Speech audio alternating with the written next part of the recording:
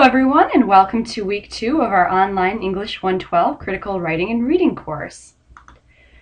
So just a few notes before I get started with today's lecture. I want to say good job on the Blackboard discussion so far. Your videos look rather nice and the discussion is very productive. I want to remind some of you about the quizzes and their content. As you noticed from last week's quiz, there is only one question and they will take the form of an essay.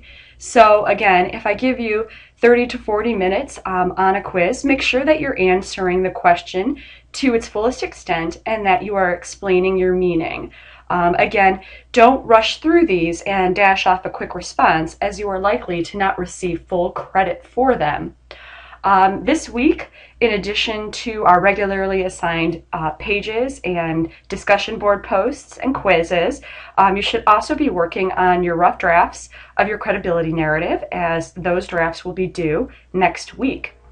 Also, remember to use the Remember To function section under each week's content as a checklist for completing the week's assignments. Okay, so now on to today's lectures. So, as we've noted from our first chapters, we've set our personal goals for an argument. We either want to change an audience's mood, mind, or willingness to act. So, now what? You're going to want to control the tense of the argument. As Heinrich notes, arguments shaped in blame, which uses the past tense, are not very productive because you can't do anything to change what has already happened. Arguments based on values use the present tense and are usually concerned with capital T truths, which you can't really argue. Again, if somebody believes in God, there is no way that you are going to argue that God does not exist. These don't necessarily have to do with moral questions, but they often do. What we really want to be concerned with is framing our arguments in the future tense. This is the tense of choice, which is the language of deliberation. So you may be asking yourselves, why does tense matter? Every core issue, if you think about it, can be placed into a certain tense. Here you'll want to see pages 27 and 28 in our text for examples. If you are using the wrong tense, you often risk not meeting your goal of persuading your audience. Again, arguments based in the past or on blame are a matter of justice. This is also known as forensic rhetoric, which asks the question, who done it? Arguments based on the present tense have to do with praise and condemnation. Here, people often use tribal talk, which is also known as demonstrative rhetoric. This separates people into groups and distinguishes an us versus them mentality. Arguments based on the future have to do with making decisions. These often offer the biggest payoff. They ask the question, what are we going to do about issue X, Y, or Z? Remember that decisions depend on particular circumstances. They aren't often necessarily having to do with eternal truths or cold hard facts. They show a willingness to be open-minded. This willingness offers us to move beyond questions of right versus wrong or good or bad, which often devolve into accusations and name-calling. Focusing on choice attempts to solve problems to your and your audience's advantage. Remember, if you control the tense and the clock of an argument, you often will have the biggest payoff. Here we're also going to be concerned with what is known as Aristotle's Big Three. That is, argument by character, or ethos, argument by logic, or logos, and argument by emotion, or pathos. These are skills that a rhetorician uses to persuade his or her audience. They are often employed all together. They are literally the mind, body, and heart of an argument. Logos, it is important to note, is not just about pure logic. It adapts an argument to suit an audience's own internal logic. Remember, knowing your audience and what they value is the key to persuading them. Ethos relies on the persuader's personal reputation and their ability to appear trustworthy. Nothing is as persuasive as a person's character. which politicians, of course, have taught us.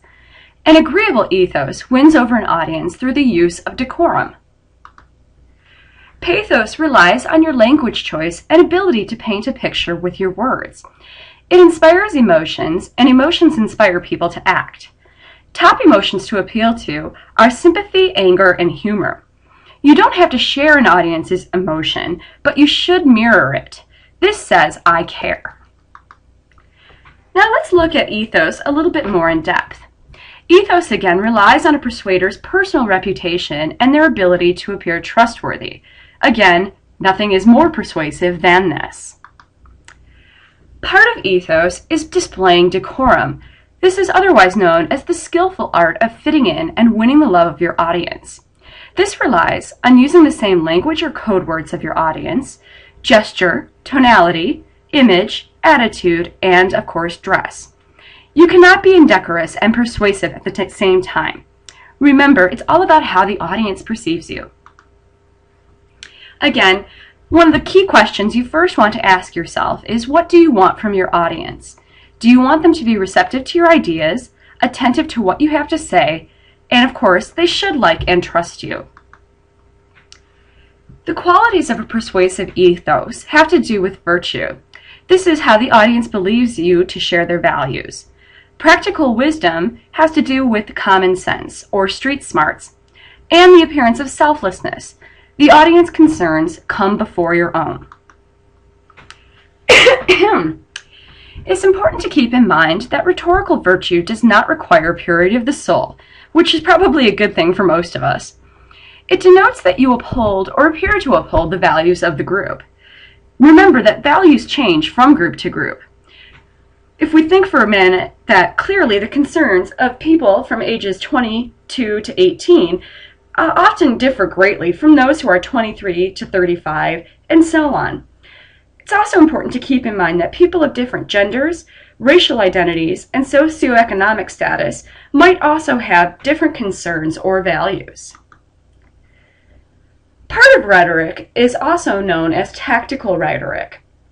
This has to do, again, with your ethos. Now, bragging is a useful tactic. If you can get somebody else to talk about you, it's even better. Bragging can make you seem like a good person by highlighting all of your accomplishments. Revealing a tactical flaw or a defect shows that you are dedicated to your audience's values.